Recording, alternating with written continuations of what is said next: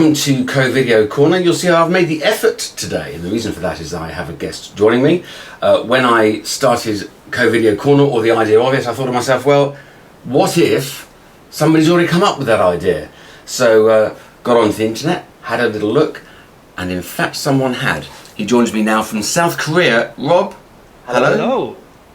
Excellent. Thank you very much for joining us. You're Rob, I'm Rob. So the coincidence of two Robs coming up with the same Co-Video Corner idea. We'll talk about yours in go on. I got your email and I was kind of amazed that two Robs came up with the same pun. Excellent. So what I want to talk about first, we'll come to your Co-Video Corner in South Korea shortly. But first of all, on a more serious note, yeah. When we look at the news and we look at these awful graphs, we see that South Korea seems to be leading the way. Can you just tell us briefly what has South Korea got right? Well, I mean, that's a big question, but I think the most important thing South Korea did is just get on the problem really, really early. And I've heard like cultural arguments for that, which I don't believe it's a single bit. I think part of it is that South Korea is in the region where SARS and MERS and H1N1 all had a big impact. So we saw what happened in Hong Kong with SARS, and we saw what happened. You know, Seoul is a really dense city, so a disease can spread really fast here, which means people don't mess around. When MERS came, the president made some mistakes that led to the thing getting very close to a much more serious problem than it ended up being. And because of that, people were ready. People knew that, you know, here's what works, here's what doesn't work. And then the Korean Center for Disease Control really got on the problem as soon as they saw what's coming. And they were tracking and tracing right from the get-go. They had tests ready when the disease arrived on our shores. They had tests ready to just test everyone. Really? They had enough extra tests that basically if you were infected, if you tested positive, they would go through, like they'd check your phone's geolocation.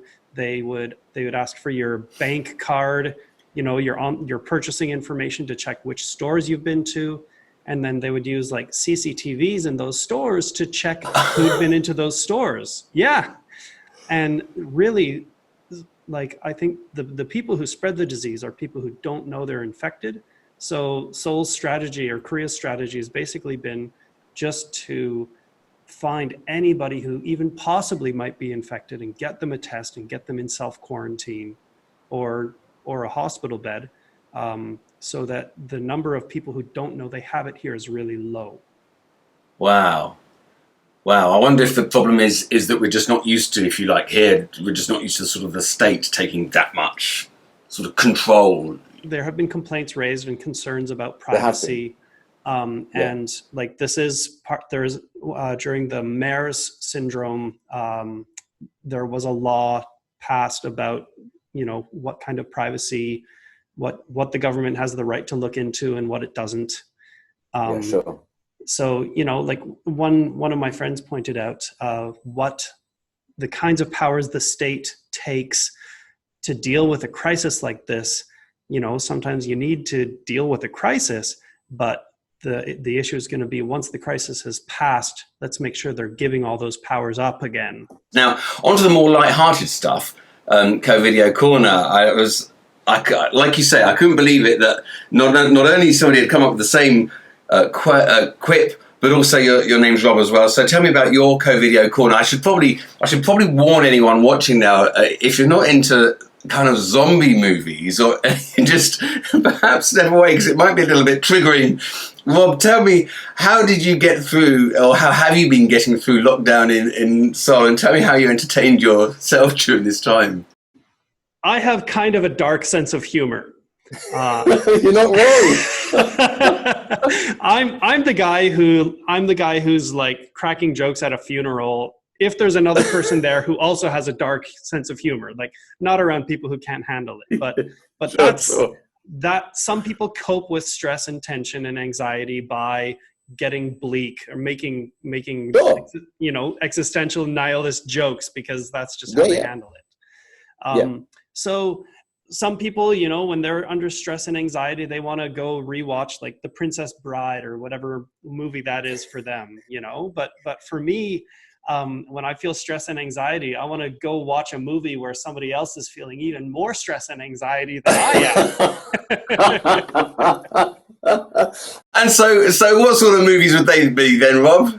So I went and I found as many movies as I could about plagues, viruses, and epidemics, and I've been watching them systematically, and for my blog readers, I've been writing up little mini reviews about which ones are good, which ones are bad, how scary are they, is it plausible, is this how a disease outbreak might actually go? Well, that's a valid point, because although it's interesting the reasons why you're watching them, you could almost call them semi-educational in a way. Some of them, yeah. And it's weird where you find it, because like a lot of zombie movies are just basically monster movies, hide from the monster or kill the monster.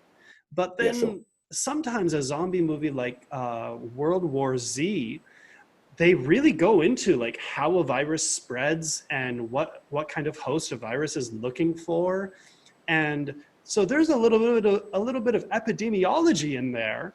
That's a movie that I included as a plague movie, where not every zombie movie is like Dawn of the Dead, lock the doors and hide from them. There's not much about what the plague is or how it spreads or how to stop it there. 28 Days Later is another one where, they show you at the beginning how it starts, and 28 weeks later also shows you, like the whole idea of an asymptomatic carrier is in there too. So zombie movies are not the best ones. There are also some like straight up epidemic movies, like Contagion is maybe the best made one, where it kind of looks at, if a plague comes, this is how it would go, and this is what scientists would do, and this is what the World Health Organization would do, and these are things that might happen. Interesting. Awesome. And just before we let you go, because it's probably evening there in South Korea, just let the viewers know what your blog is in case they want to check out what your movie reviews are like. Well, my blog is Roboseo, which is when Koreans answer the phone, they say Yoboseo. So once again, a Rob pun. ROBOSEYO.blogspot.com is where I write about whatever comes into my head. And I've done a few, I'm working on part 4 in my co-video corner of plague films. I also did a little sidebar on films about isolation and that people might be feeling because of the social distancing stuff. That's interesting. Films about being, trapped inside somewhere, unable to get out, feeling helpless, which is, a whole other theme that comes up in a lot of films. For sure. Yeah, Roboseo, ROBOSEYO.